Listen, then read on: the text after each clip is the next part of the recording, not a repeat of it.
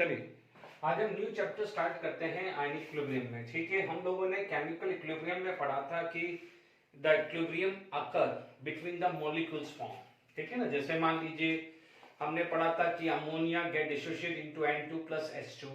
ठीक है, उसमें कुछ अमोनिया अनडिसोशिएट रह जाता है और कुछ amount of nitrogen hydrogen produce होता है। ठीक है, तो ये बात हम लोगों ने की थी। ठीक है, अब हम जो बात कर रहे हैं आयंस की। सपोज क्या होता है कि कोई भी सब्सटेंसेस है अपने मोल्टन फॉर्म में या एक्वस फॉर्म में आयंस में कन्वर्ट होता है। ठीक है, जैसे जो आयंस में फर्क होता है तो वो क्या बोला जाता है, कंडक्टर बोला जाता है। ठीक है, ये अभी मैं सब डिस्कस करूंगा। तो suppose any substances in its molten form और in aqueous form get convert into the ion, these are known as electrolyte. ठीक है, कुछ स्ट्रॉन्ग इलेक्ट्रोलाइट होते हैं, कुछ वीक इलेक्ट्रोलाइट होते हैं। ठीक है, तो क्या होता है कि जो वीक इलेक्ट्रोलाइट होता है वीकली आयनाइज होते हैं, इसलिए वहां पर एक इक्विलिब्रियम अकर होता है।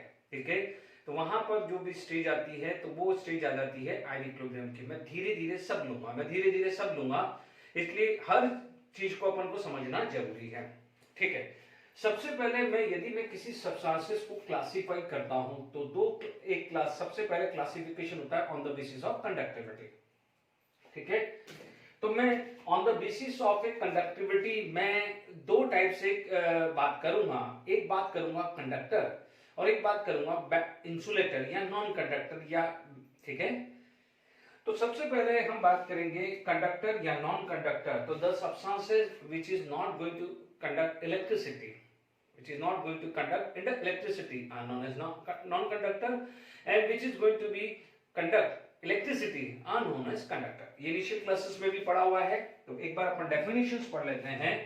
तो हमारे पास क्या हो जाएगा कि सबसे पहला एक डेफिनेशन जो आ जाती है वो आती है कंडक्टर की। ठीक है, कंडक्टर की बात करें तो आपके क्या बोलेंगे, द सब्सटेंसेस which conduct, बहुत सिंपल डेफिनेशन लिख रहा हूं बिकॉज इनिशियली क्लास में पढ़ा हुआ है। which conducts electricity, which conduct electricity, तो आप उसको क्या बोलोगे, is known as conductor, is known as conductor। बिल्कुल सिंपल डेफिनेशन लिख दी है, is known as conductor। अब आप देखिए कंडक्टर कैन बी क्लासिफाइड। अब ये जो कंडक्टर है ये अपने मोल्टन फॉर्म में भी हो सकता है, एक्वस फॉर्म में भी होता है।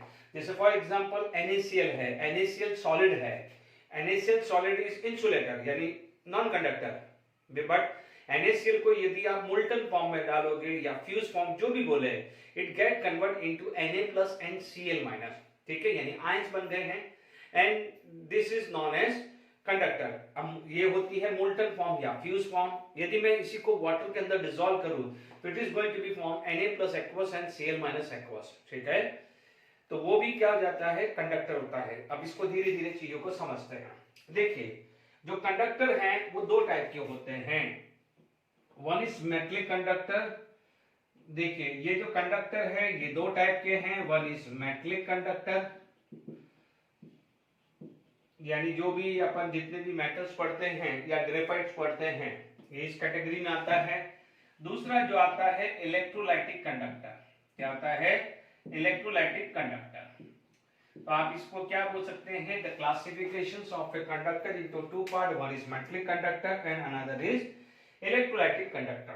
ठीक है, मेटलिक कंडक्टर आप बोलोगे flow of current due to flow of electron, या इट विल, यदि बात करें या बोलोगे, यहां पर लिख दो सिंपल डेफिनेशन लिख दीजिए, conductivity due to flow of electrons, उसे क्या बोलेंगे, मेटलिक कंडक्टर। और यहां पर आप बोलोगे conductivity due to flow of ions are known as electrolytic conductor. ठीक है, इसके एग्जांपल्स आपको देखने हैं। तो आप जितने भी मेटल्स हैं ऑल मेटल्स आ जाएगा और ग्रेफाइट आ जाएगा। नॉन मेटल में क्या आ जाता है, ग्रेफाइट। ग्रेफाइट के अंदर एक अनपेयर्ड इलेक्ट्रॉन रहता है तो वो इस कैटेगरी में आ जाते हैं। यहाँ पर आप देख सकते हैं, इसमें एग्जाम्पल ले आए, जैसे मान लीजिए मोल्टन NaCl, अभी मैं जो बोल रहा था मोल्टन NaCl या एक्वस NaCl, ठीक है। तो यानी molten form of any salt which can ionize या एक्वस फॉर्म ऑफ दिस। तो आप इस चीज को समझो, तो ये क्या बनेगा, जैसे हीटअप करोगे तो Na+Cl- आएगा, यदि यही होगा तो Na+NCl-, this is aqueous form and this is aqueous form, ठीक है। जैसे आपने NaCl को फ्यूज किया, हीट किया, मेल्टेड किया, मोल्टन किया है, सब एक ही वर्ड है, यानी NaCl इसको क्या है, this is going to be convert into ions. अब आप जैसे ही आयन बना आपने इलेक्ट्रोड कर दिया, यानी यही जैसे ही आयन बनेगा, ठीक है।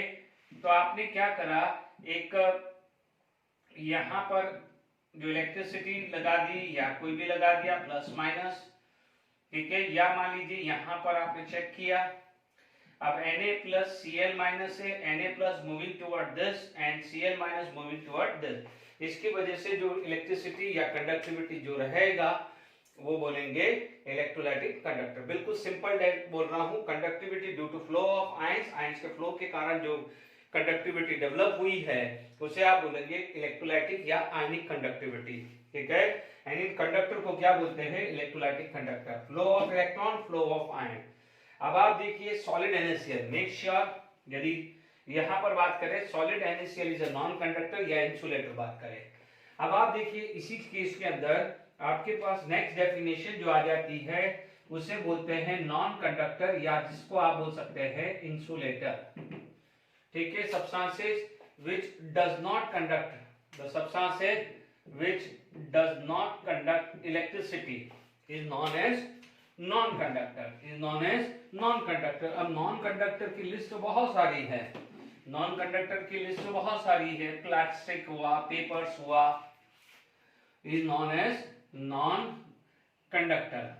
ये क्या हो जाएगा, non-conductor। इसके एग्जांपल्स आप देखते हैं, प्लास्टिक ले लिया, ग्लास आ गया, पेपर आ गया, बहुत सारे इसके एग्जांपल्स हैं, ठीक है। या अभी अपन NaCl लिया तो आप बोल देंगे सॉलिड NaCl, क्योंकि सॉलिड NaCl क्या होता है, it remain in neutral form, it remain in a neutral form, तो न्यूट्रल फॉर्म का कोई फ्लो नहीं होता है, इसलिए आप इसको क्या डाल सकते हैं, इंसुलेटर या नॉन कंडक्टर में डालते हैं।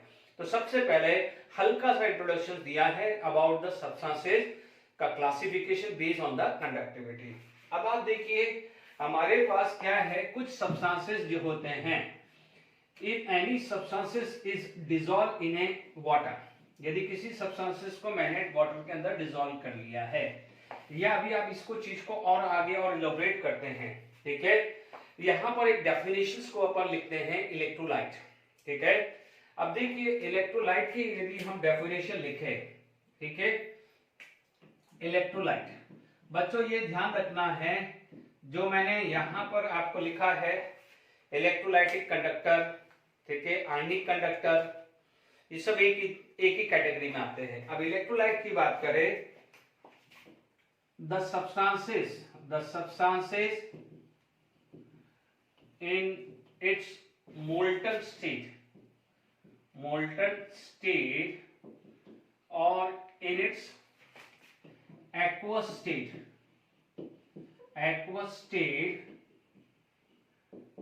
get convert into ions, यानी उसे क्या बोला जाता है, इलेक्ट्रोलाइट। जैसे अभी अपन ने NaCl पढ़ा था, Na+Cl-। Okay, the substances in its molten state or in an aqueous state get convert into ions, उसे क्या बोलते हैं, इलेक्ट्रोलाइट। यदि मैं बात करूं सबसे पहले टाइप्स ऑफ इलेक्ट्रोलाइट,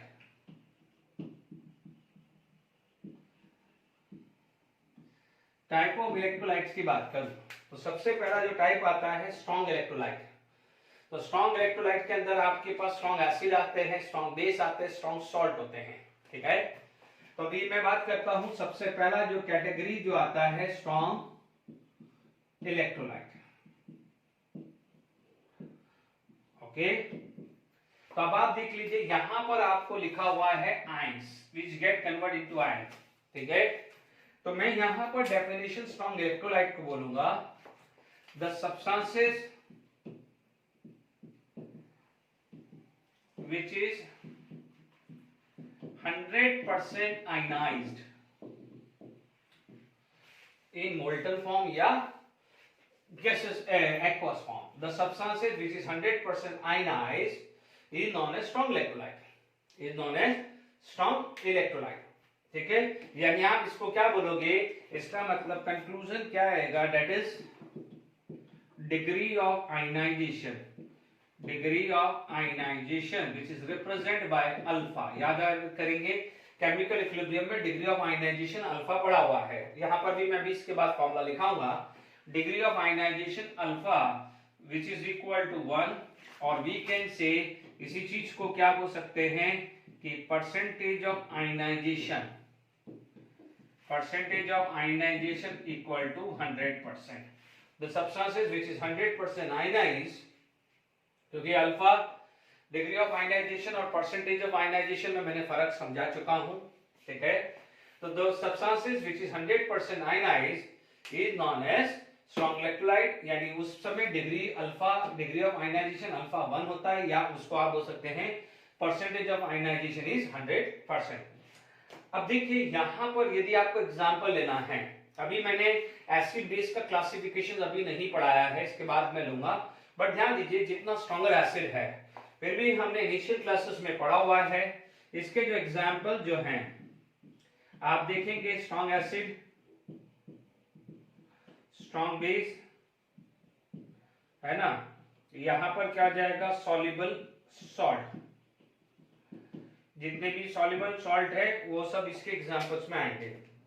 देखिए स्ट्रॉन्ग एसिड में आपने पढ़ा हुआ है HClO4, HI, HBr, HCl, H2SO4, HNO3 etc.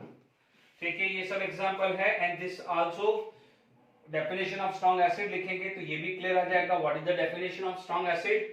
Strong acid की डेफिनेशन आएगी the substances which will give H+ ion 100%, या वो से क्या बोलेंगे स्ट्रॉन्ग एसिड. ठीक है, अब स्ट्रॉन्ग बेस में आप लिख सकते हैं लिथियम को छोड़ के सारे बेस आ जाएगा. NaOH हुआ, KOH हुआ, RbOH हुआ, सीजियम हाइड्रोक्साइड हुआ, बेरियम हाइड्रोक्साइड हुआ एक्सेट्रा. यहाँ पर सॉल्युबल सॉल्ट में आप ले लिया KCl, NaCl, copper sulphate etcetera.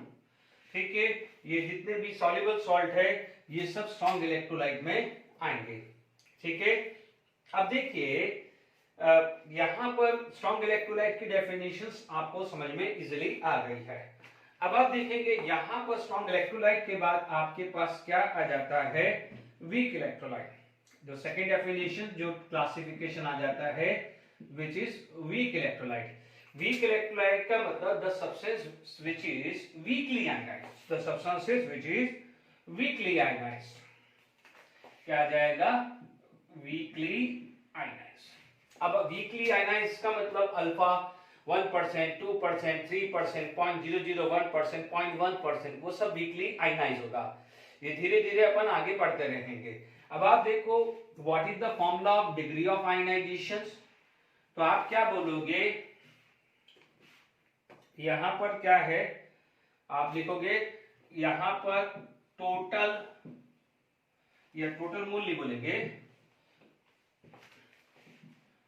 moles of molecules ionized upon total moles of molecules. Total moles of molecules taken.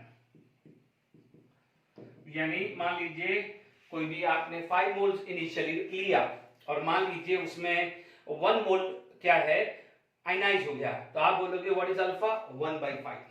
Alpha क्या बन जाएगा 1/5. यदि परसेंटेज पूछा जाए तो 1/5 into 100 हो जाएगा. ठीक है, तो डिग्री ऑफ आयनाइजेशन का फॉर्मूला भी क्लियर हो गया कि moles of molecules ionised divided by total moles of molecules taken. Simple लिखा है, ज्यादा कोई कॉम्प्लिकेटेड फॉर्मूला नहीं लिखा है. यदि मैं इनके एग्जांपल्स की बात करूं तो यहां पर जो भी है ये वीक इलेक्ट्रोलाइट्स आ जाएंगे जो वीकली आयनाइज्ड हुए हैं. ठीक है, यहां पर आ जाएगा वीक एसिड,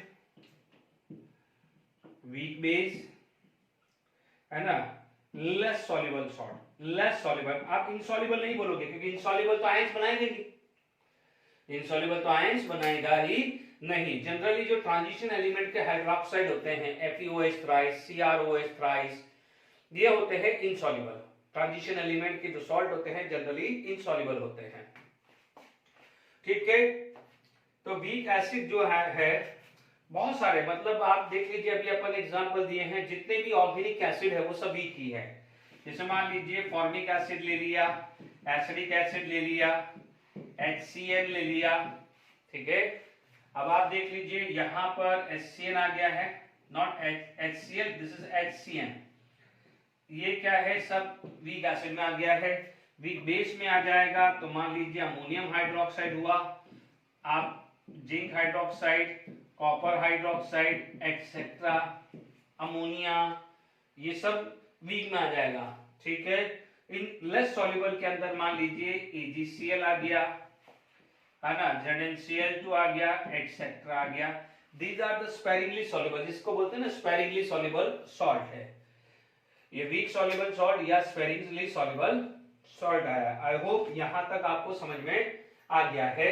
अब हम आगे बात करते हैं एसिड बेस एंड सॉल्ट, ठीक है, आगे बढ़ते हैं।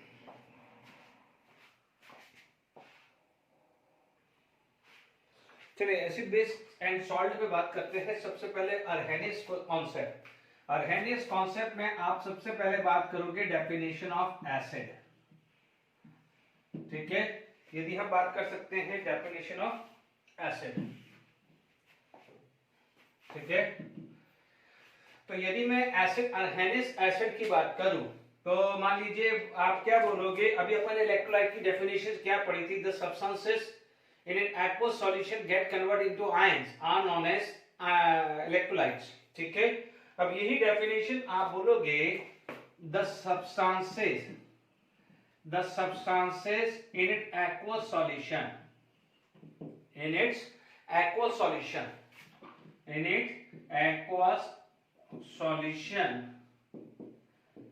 gives H plus ions are known as acid, या इसको क्या बोलोगे, are known as अर्हेनियस एसिड, ठीक है। यहां पर अर्हेनियस एसिड भी बोल सकते हैं, the substances in it give Arrhenius acid बोला क्योंकि ये अर्हेनियस के कांसेप्ट के हिसाब से था। अब देखिए यहां पर मेरे पास एसिड है, उसका मैं क्लासिफिकेशन कर सकता हूं on the basis of H plus ion. देखिए यहां पर मैं बात करूं तो मेरे पास यहां पर मेरे पास यदि मैं बात करूं कि भाई टाइप्स ऑफ एसिड की बात करूं तो नो डाउट यहां पर आएगा मोनोबेसिक, मैं बात करूंगा डाइबेसिक, मैं बात करूंगा ट्राइबेसिक, ठीक है। मोनोबेसिक यानी आप इसकी बात करेंगे basicity 1, dibasic basicity 2, tribasic basicity 3। तो ठीक है, यहां तक क्लियर हुआ। अब देखिए यहां पर आपके पास एग्जांपल आ गया HCl, HNO3। अभी मैं स्ट्रॉन्ग वीक कुछ भी बात नहीं कर रहा हूं, HNO3 आ गया, HBr आ गया, HI आ गया, CH3 COH एक्सेट्रा आ गया, ठीक है। यानी in an aqueous solution give H plus ion. अभी मैंने स्ट्रॉन्ग वीक की बात करी ही नहीं है, यानी आप देखोगे स्ट्रॉन्ग एसिड क्या होगा कि सपोज आपने यहां पर 1 मोलर कंसंट्रेशन लिया और 1 मोलर H प्लस आयन मिल गया, ठीक है, तो वो स्ट्रॉन्ग एसिड हो जाएगा, ठीक है। अब देखिए बेसिसिटी की बात करें तो बेसिसिटी 2 है, लाइक H2SO4 हुआ। हाँ, यहां पर आप ये भी ले सकते हो, H2SO4 आ गया है, H3PO3 आ गया है, यहां पर आप ले सकते हो H3PO2 आ गया है, ठीक है। यहां पर आप ले सकते हैं बेसिसिटी H3PO4 ले सकते हैं, is it clear to all of you? यहाँ पर आपके पास स्ट्रक्चर क्लियर हो गया है। नाना पार्टिकल ऐश्वर्या, ऐश्वर्या यानी आर्सेनिक भी ले सकते हैं, ठीक है। तो यहाँ पर ये टाइप ऑफ एसिड को monobasic acid, dibasic acid, tribasic acid में मैंने डिवाइड कर दिया है, ठीक है। यहाँ तक क्लियर हो गया है। अब देखिए यहाँ पर मैं पढ़ा चुका हूं, वापस से एक बार रिकॉल करवा देता हूं स्ट्रक्चर। जैसे मान लीजिए आपके पास एग्जांपल याद आ रहा हो, हमने स्ट्रक्चर H3PO2, हमने स्ट्रक्चर H3PO3, हमने स्ट्रक्चर H3PO4 पढ़ा हुआ है, ठीक है। H3PO3 का यदि मैं स्ट्रक्चर पढ़ूं तो HO P double bond O H H है। This is the structure of H3PO3, ठीक है। ये आया है, सॉरी यहां पर एक H यहां आएगा, ठीक है। यहां स्ट्रक्चर बात करें, ठीक है। अब आप देखो बेसिसिटी की बात करें तो यहां पर क्या है, H प्लस साइन 1 जाएगा, तो आप बोलोगे बेसिसिटी 1। यहां पर H प्लस साइन 2 जाएगा तो बेसिसिटी क्या बोलोगे, 2 बोलोगे। यहां H प्लस साइन 3 जाएगा तो आप क्या बोलोगे, बेसिसिटी 3, ठीक है। ये चीज को जरा समझिएगा, ठीक है। कई बार यदि ये चीज ध्यान रखना है, मैं आगे अभी क्योंकि मैं अभी एसिड बेस कंसेप्ट समझा रहा हूं तो लास्ट में एक सॉल्ट भी लूंगा, क्योंकि कई बार आपको सॉल्ट ऐसे भी सुनने को मिलते हैं, acidic salt, basic salt, neutral salt, ठीक है। तो ये थोड़ा ध्यान रखना है, यहाँ पर बेसिसिटी का खासकर ध्यान रखिएगा। अब मेरे पास यहाँ पर क्लियर हो गया है कि एसिड का क्या क्या है। अब जब बोरोन की बात आती है H3PO3, ये IIT एडवांस का भी एक क्वेश्चन है,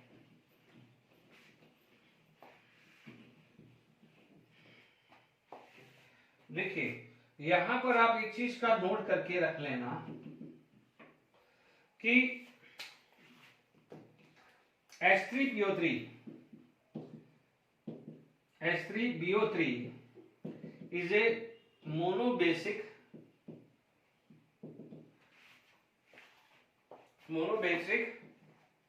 वीक लुईस एसिड। हालांकि अभी मैं लुईस एसिड लेने वाला हूं, ये ध्यान रखना है। अभी लुईस एसिड पढ़ा कि weak monobasic but Lewis acid है, ये ध्यान रखिएगा। और क्यों है, मैं लुईस एसिड में पढ़ाऊंगा, अब इसे नोट करके रख लीजिए। अब देखिए जो है H plus ion does not exist free. H plus ion free में नहीं होता है, वाटर इन वाटर, ये हमेशा ध्यान रखना। जनरली अपन पढ़ते हैं वाटर का सेल्फ आयनाइजेशन पढ़ते हैं, तो water plus water it is going to be formed HCO plus and OH minus, ठीक है। अब आप देखिए क्या क्या फॉर्म होती है। जैसे अपन जनरली वाटर को बोलते हैं कि HCO फॉर्म आती है ना। तो इसके अलावा भी क्या हो सकते हैं कि वाटर का जो एग्जांपल्स आ जाएंगे, ठीक है, कि वाटर का मतलब किस, दैट इज मान लीजिए H3O प्लस में आया, ठीक है। अब आप देखिए यहां पर आ जाएगा H5O2 प्लस आ गया, यानी 2 मॉलिक्यूल्स ऑफ वाटर, यहां पर 1 मॉलिक्यूल्स ऑफ सराउंडिंग, ठीक है ना। आप समझ लीजिए, जैसे मान लीजिए H2O H प्लस आयन, ये आ गया, 2H2O H प्लस आयन, तो ये आ जाएगा। अब 3H2O तो क्या हुआ, 3 to 6 और 7, और ये क्या जाएगा H7O3 प्लस, और ज्यादा से ज्यादा H9O4 प्लस, ये फॉर्म में एग्जिस्ट करता है H प्लस आयन, ठीक है। 1 water molecules, 2 water molecule, 3 water molecules and 4 water molecules, यानी H plus can surrounded by 1 water molecule, 2 water molecule, 3 water molecules and 4 water molecule, किसी भी फॉर्म में वो एग्जिस्ट कर सकता है। सिमिलरली OH माइनस का भी है, बट जब बेस आएगा वहां पर मैं बताऊंगा, ओके। यहां तक क्लियर हो गया है। तीसरा, यदि हम यहां पर बात करें, ठीक है, तो ये क्लियर हो गया है, ओके। ये अभी मैं बाद में लूंगा वीक वाला, ये वीक मोनोबेसिक बोलते हैं, बट वीक लुईस एसिड में है, तो जब मैं लुईस एसिड लूंगा तब ही बात मैं कर पाऊंगा। अब आप देखिए यहां पर हमारे पास जो नेक्स्ट जो डेफिनेशन आ जाती है वो आ जाती है अर्हेनियस बेस या ओनली बेस की डेफिनेशन पढ़े। ठीक है, तो आप क्या बोल सकते हैं कि the substances in its aqueous solution, the substances in its aqueous solution gives OH minus. The substances in its aqueous solution give OH minus ion are known as base. ठीक है, are known as base. यदि OH minus 100% देगा तो strong base हो जाएगा, और OH minus less than 100% यानी 1% 2% होगा या वीकली आयनाइज होगा तो उसे आप क्या बोलोगे, वीक बेस। ठीक है, तो यहां पर आपके पास क्लियर हो गया है।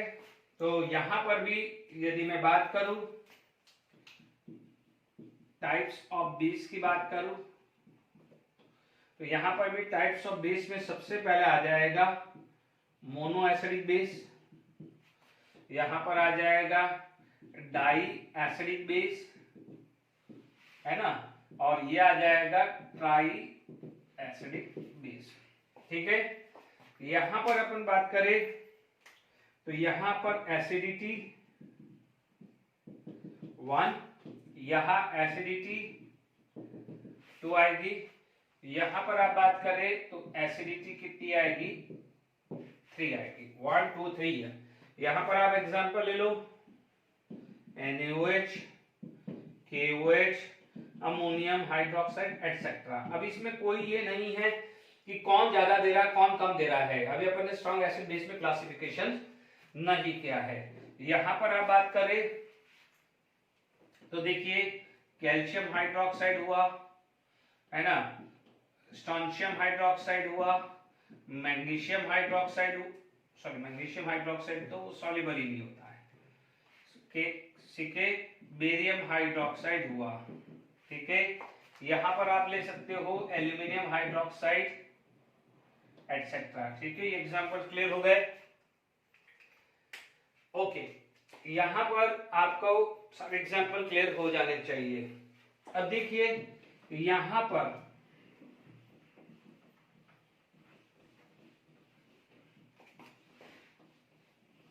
जनरली क्या होता है, नोट करके रखिएगा कि जैसे अपन बोलते हैं कि substances in its aqueous solution give H plus OH ion, तो ये ध्यान रखना है कि जैसे मान लीजिए मैग्नीशियम हाइड्रोक्साइड हुआ, ठीक है, ये जब हम लोगों ने हार्डनेस पढ़ा था तो MgOH प्रेसिपिटेट होके निकल गया था, तो इसलिए हमने लिखा था MgOH are insoluble in water.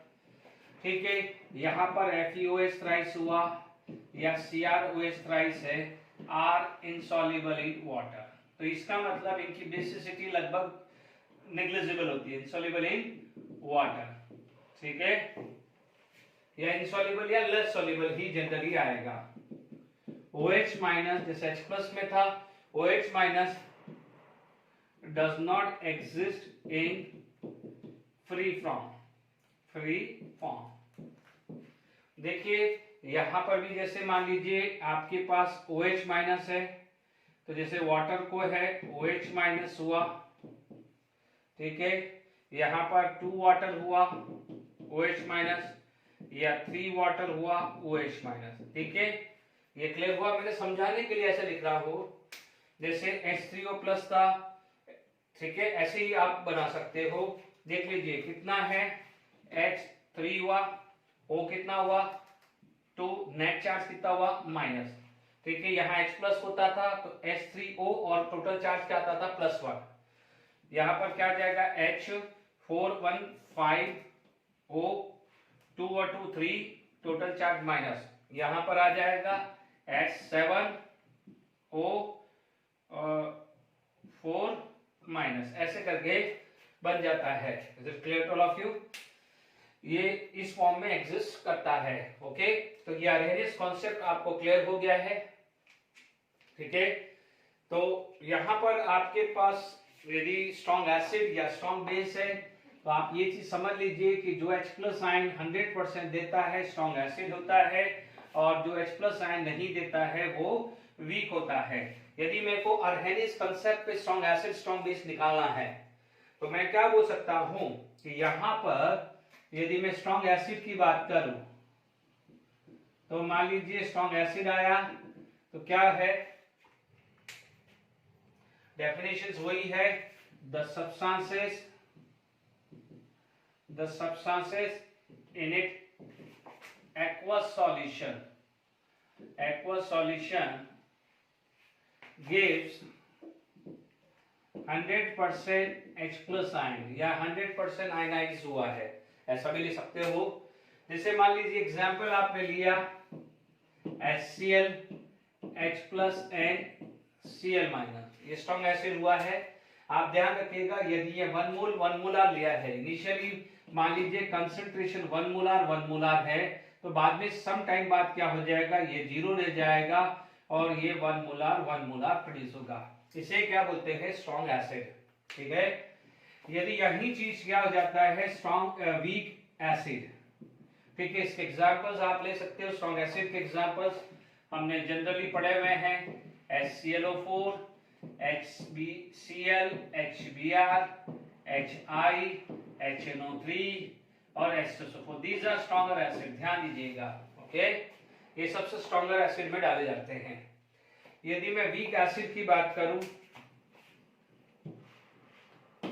तो वीक एसिड यदि मैं डेफिनेशंस बात करता हूं, वीक एसिड की बात करूं तो मैं बोलूंगा the substances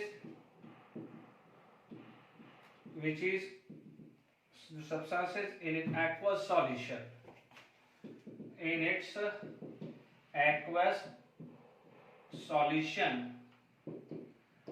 gives less amount of H+ ion, या आप बोलोगे वीकली आयनाइज। क्या बोलोगे, वीकली आयनाइज। ठीक है, अब मान लीजिए कोई भी एग्जांपल आप ले लीजिए, वीकली आयनाइज है, एग्जांपल आपने ले लिया तो देखिए यहां पर आप एग्जांपल लेते हैं तो CH3COH हुआ, आप ये बन जाएगा CH3CO- NH+ आयन।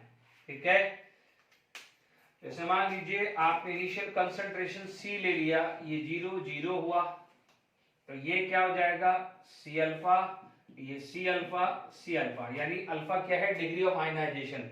मान लीजिए 2% हुआ तो 2% of what, 2% of initial concentration, तो ये बच जाता है C - C-अल्फा। ये क्या होता है, C-अल्फा, ये C-अल्फा होता है। तो आप देखेंगे यहां पर एसिड बचा ही नहीं है, तो इसीलिए यहां पर कोई भी ये इरिवर्सिबल रिएक्शन हुई, जबकि ये क्या हुआ है, रिवर्सिबल एंड इक्विलिब्रियम, जो भी बोलना है। यहां पर अनडिसोशिएट रिएक्टेंट रहेगा और प्रोडक्ट प्रोड्यूस होगा। ठीक है, ये चीज आपको समझ में आ गई। इस तरह की चीजें हमने केमिकल इक्विलिब्रियम में भी पढ़ी हुई है। तो ये वीक एसिड स्ट्रॉन्ग एसिड का कंसेप्ट भी आपको समझ में आया होगा। ठीक है, अब आप देखो इन 6 एसिड के अलावा जो भी एसिड है वो सब वीक में आते हैं सारे। इनऑर्गेनिक एसिड में इन 6 के अलावा मान लीजिए HF बोले, HNO2 बोले, ठीक है, H3PO4 बोले, H3PO3, H3PO2, ये सब क्या होते हैं, वीक एसिड में आते हैं। ठीक है, ये 6 के अलावा सब वीक एसिड में ही आते हैं। ठीक है, अब आप देखिए स्ट्रॉन्ग बेस की बात करें, स्ट्रॉन्ग बेस। ठीक है, आप स्ट्रॉन्ग बेस डालें, यहां पर वीक बेस की डेफिनेशन डाल दें। ठीक है, the substances in aqueous solution give 100% OH-। अब आप देखो एग्जांपल आप ले ले, तो यहां पर आपने ले लिया है NaOH, तो Na+ aqueous and OH- aqueous। aqueous का मतलब डिसॉल्व इन वाटर, तो NaOH aqueous ले लिया मैंने, तो ये आ गया है।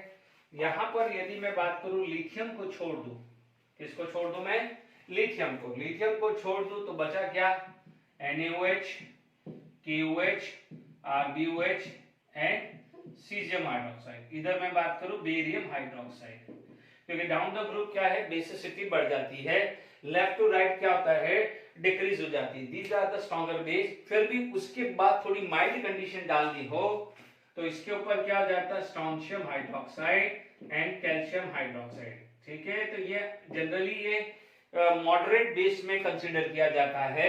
ठीक है, यदि स्ट्रॉन्गेस्ट की बात करें तो ये स्ट्रॉन्गेस्ट में आता है, ये थोड़े मॉडरेट में होता है। जैसे HCPO4 है, HCPO4 है तो वो मॉडरेट एसिडिक नेचर में डाला जाता है। ठीक है, तो वीक बेस की भी इसी तरह से डेफिनेशन आ जाएगी, aqueous solution less amount of OH minus, less amount of OH minus. ठीक है, तो आप देख सकते हैं less amount of OH minus. तो मान लीजिए ये मैंने क्या रखा, देखिए यहां पर मान लीजिए मैंने अमोनियम हाइड्रोक्साइड ले लिया, एक्वस फॉर्म, एग्जांपल लिया, it is going to be formed NH4 plus aqueous plus OH minus aqueous। ठीक है, तो ये क्या बन जाएगा, स्ट्रॉन्ग एसिड और स्ट्रॉन्ग बेस की डेफिनेशन क्लियर हुई। अभी मैं आरएनएस कंसेप्ट के बेसिस पे ही बात कर रहा हूं। ठीक है, तो आई होप यहां तक आपको समझ में आ गया होगा। यदि मैं मान लीजिए अब मैं सॉल्ट की बात करता हूं, ठीक है, हालांकि ये जो सॉल्ट है ये मैं बाद में भी टॉपिक ले सकता था, क्योंकि एक टॉपिक आता है which is known as solubility of product. तो वहां पर सॉल्युबिलिटी स्ट्रॉन्ग या वीक है, वो वहां पर सॉल्युबिलिटी से रिलेटेड कौन सा हाईली सॉल्युबल है, कौन सा वीक सॉल्युबल है या कौन सा इनसॉल्युबल है, वो जब हम सॉल्युबिलिटी ऑफ सॉल्ट टॉपिक पढ़ेंगे तब डिस्कस करेंगे। अभी मैं एक चीज बात कर रहा हूं, सॉल्ट में यदि मैं बात करूं, यानी आप बात करेंगे जैसे बात करें सॉल्ट, तो सॉल्ट में यदि मैं बात करूं टाइप ऑफ सॉल्ट पे ही डायरेक्टली करूं, क्योंकि आप सॉल्ट कब प्रोड्यूस होता है कि when acid and base are going to be neutralized it is going to be form salt. ये लिखेंगे acid plus base are going to be form salt. ये एक जनरल डेफिनेशन होती है। आप बोलोगे acid when combined with base and form salt. बहुत definition, simple definition लिखी है, यानी acid plus base is going to be form salt, क्योंकि न्यूट्रलाइजेशन में क्या होता है, acid plus base will give salt plus water. ठीक है, सिंपल डेफिनेशन लिखी है। जो मेन काम है वो अब मैं बात कर रहा हूं। यदि मैं बात करता हूं टाइप्स ऑफ सॉल्ट की, प्लीज समझिएगा। सबसे पहले एक आता है एसिडिक सॉल्ट, दूसरा आता है बेसिक सॉल्ट। ठीक है, पहले एसिडिक सॉल्ट की बात करते हैं। यदि एसिडिक सॉल्ट की बात करें तो आप क्या बोलोगे, एसिडिक सॉल्ट की डेफिनेशन,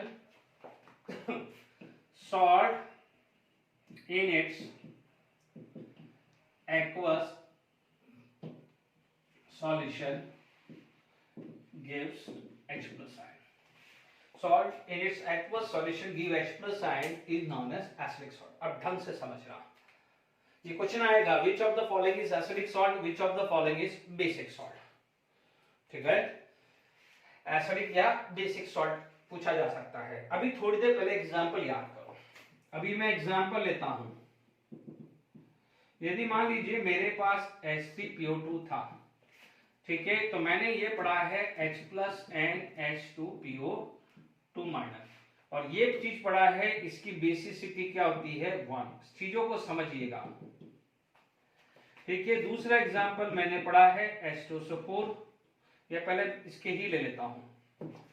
ये पढ़ा है H3PO3, आपने ये पढ़ा है it is going to be give H plus ion and H2PO3 minus, and H2PO3 minus further give H plus ion and HPO3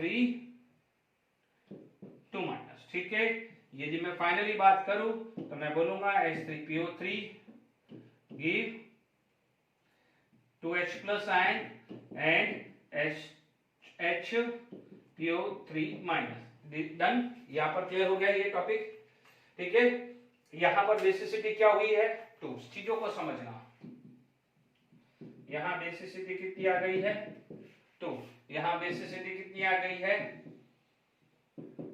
1। अब आप ढंग से समझना, क्योंकि एसिड या है या में न्यूट्रल सॉल्ट, अभी बेसिक सॉल्ट तो बिल्कुल अलग ही होता है, उसको अलग ही बात करेंगे। बेसिक सॉल्ट में जहां भी OH दिख जाए वो बेसिक सॉल्ट है, बस इतनी बात है। इसमें रिकॉग्नाइज करना जरूरी होता है। जैसे मान लीजिए यहां पर मेरे पास ये बना, यानी H3PO3 मान लीजिए NaOH के साथ रिएक्शन किया, ठीक है। तो देखिए मैं यहां लिख रहा हूं NaOH प्लस H3PO2, तो आपको क्या मिला NaH2PO2 प्लस वाटर, ठीक है, सॉल्ट बन गया, क्योंकि acid combine with the base and form salt, ठीक है। अब देखिए ये सॉल्ट है, अब क्या ये सॉल्ट एसिडिक है या बेसिक? यदि आपको कंसेप्ट क्लियर नहीं है तो आप बोलोगे क्योंकि सर इसके अंदर हाइड्रोजन है, इसके अंदर हाइड्रोजन है तो डेफिनेटली एक्वस सॉल्यूशन के अंदर H+ आयन दे देगा और वो बोलेगा एसिडिक सॉल्ट आ जाएगा। तो ये गलत है, this is not acidic salt, this is neutral salt. ये कौन सा सॉल्ट है? Neutral salt. एकदम दिमाग घूम गया, क्यों सर? आप एक चीज देखो, एक H+ देना था, इसकी कैपेसिटी एक H+ की थी, वो दे चुका है। अब ये फर्दर, क्या ये फर्दर H+ आयन दे पाएगा? क्या ये फर्दर H+ आयन दे पाएगा? तो ये फर्दर H+ आयन नहीं दे पाएगा। जब H+ आयन नहीं दे पाया तो क्या वो एसिडिक सॉल्ट होगा? नहीं। डेफिनेशन पढ़ो, salt in an aqueous solution give H+ ion. मैं सॉल्ट की बात कर रहा हूं, मैं एसिड की नहीं बात कर रहा हूं। तो ध्यान दीजिएगा, NaH2PO2 इज न्यूट्रल सॉल्ट। अब आप देखो ये वाला बना, सबसे पहले एग्जांपल ले लो। अब H3PO3 can combine with NaOH, ये लिख लिया होगा, ये बेसिसिटी 2 लिख दिया, मैं रैप कर रहा हूं। तो जब आपका ये एक H+ आयन दिया तो आपको एक सॉल्ट ये मिला,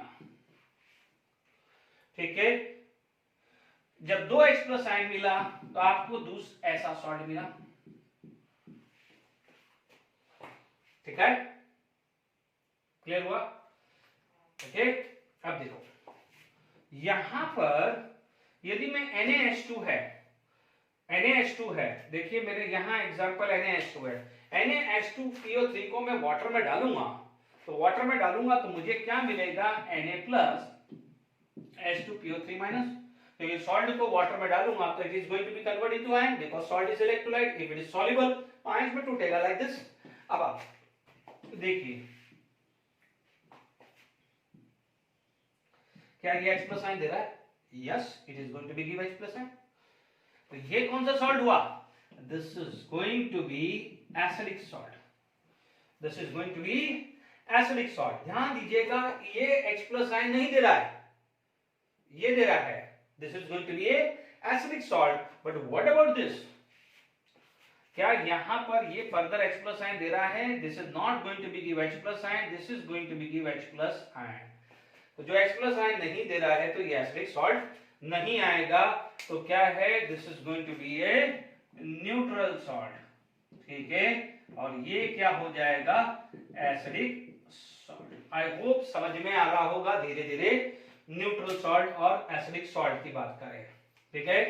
तो मैंने बिल्कुल परफेक्टली आपको समझाया है। यदि NaOH, यानी आप देख सकते हैं कि आपको, हालांकि ये रिएक्शन समझने की जरूरत है, आपको तो ये कंपाउंड देगा, ठीक है। मान लीजिए आप ये बोलोगे कि सर थोड़ा सा एक्सप्लेन कर दो, तो मान लीजिए आपके पास यही क्वेश्चन ऐसा हो कि भाई मान लीजिए यहां पर NaOH 1 मोल है और आपको यहां पर मिल गया है NaH2PO2 प्लस वाटर आ गया। अब यही H3PO3 आया, यहां पर 2 मोल्स ऑफ NaOH यूज किया तो ये आ जाएगा Na2 और ये 2H2 आ गया, ठीक है। 1 मोल में ये बना, 2 मोल में क्या हुआ? ये बना। तो ये क्या हुआ है? एसिडिक सॉल्ट, क्योंकि वो H+ आयन फर्दर देगा, ठीक है, ये ध्यान रखना है। तो ये एग्जांपल्स भी क्लियर हुआ है, this is going to be acidic salt. अब देखिए न्यूट्रल में, ठीक है, मान लीजिए और एग्जांपल लेते हैं H3PO4 का।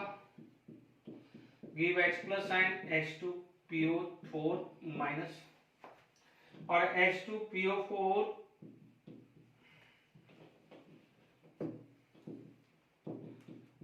minus give H plus ion and HPO4 2 minus, or HPO4 2 minus can give H plus ion and PO4 3 minus. Overall बात करूं, टोटल कर दूं,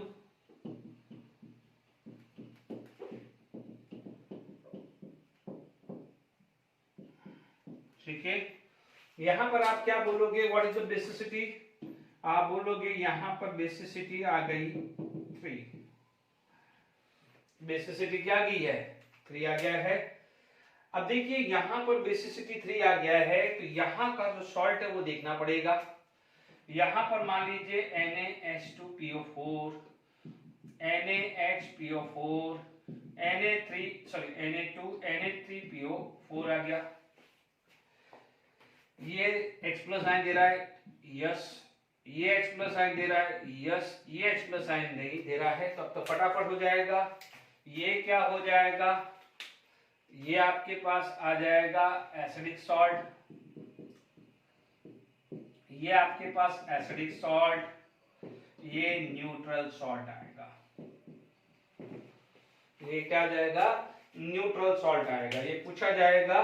ओके, ये क्या होगा, तो आप देख लीजिए एक और एग्जांपल में है NaH2PO4 है, ये PO3 है, और ये है Na2HPO4, ठीक है। अब आप देखो ये भी एग्जांपल क्लियर हो गया। अब मान लीजिए आपके पास, ठीक है, अब आपको देखिएगा स्ट्रक्चर भी क्लियर हो गया है। यदि और ढंग से समझना हो, सपोज ये स्ट्रक्चर है, तो आप देख लीजिए आपने जो स्ट्रक्चर बनाया था ये था, आपने स्ट्रक्चर ये बनाया था, और आपने ये स्ट्रक्चर बनाया था, अभी थोड़ी देर पहले मैंने डिस्कस किया था। अब आप देख लीजिए कि आपका यदि यहां पर H प्लस रिलीज होने के बाद Na लग जाता है, तो ये बन जाएगा NaH2PO2, ये था NaH2PO2। तो अब आप देखो क्या ये H प्लस आयन देगा, आप तो मना ही कर रहे हो ना, H प्लस आयन देता नहीं है, because this is non polar bond, ठीक है। तो ये क्या होगा, न्यूट्रल सॉल्ट होगा कि नहीं होगा, ठीक है।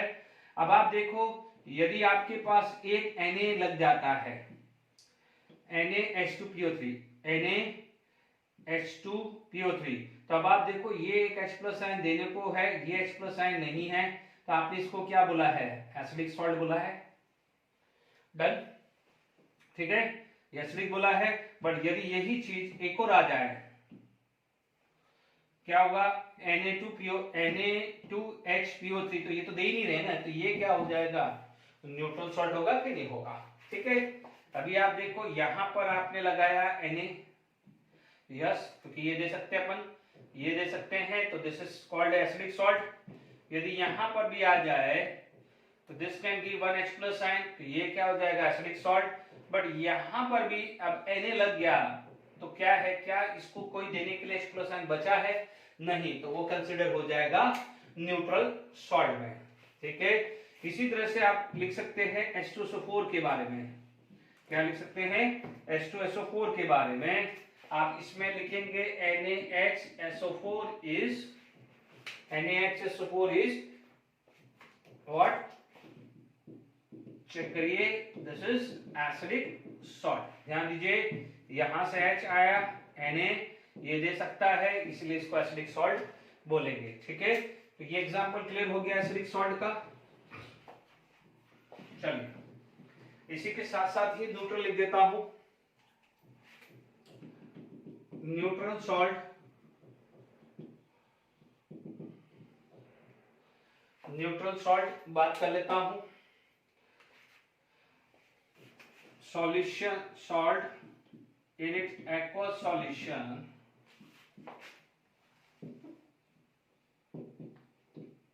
neither give H plus or OH ions, neither give H plus और OH ion, ठीक है। अब यहां पर आप एग्जाम्पल आप लिखे तो आप देख लीजिए, ये सामने आ गया है NaH2PO2, इसका क्या आ जाएगा Na2HPO3, इन दोनों का क्या आ जाएगा Na3PO4। आप ये पढ़ा है NaCl, NaBr, NaI, है ना, कुछ भी नहीं है, ये सब न्यूट्रल ही है। इधर आ जाएगा Na2SO2। देखो मैंने सोडियम लिखा है तो पोटेशियम, कैल्शियम, स्ट्रोंशियम, बेरियम कुछ भी आ सकता है, ठीक है। तो न्यूट्रल सॉल्ट भी आपको क्लियर हो गया। Salt in aqueous solution neither give H plus और OH ion. Is it clear to all of you? ठीक है, तो यहां तक आपको समझ में आ गया होगा। अब आप देखिए इसके बाद अब ये बात करते हैं, ठीक है। थर्ड केस जो आ जाता है वो आ जाता है बेसिक सॉल्ट, ठीक है। बेसिक सॉल्ट का मतलब क्या होगा कि salt in its aqueous solution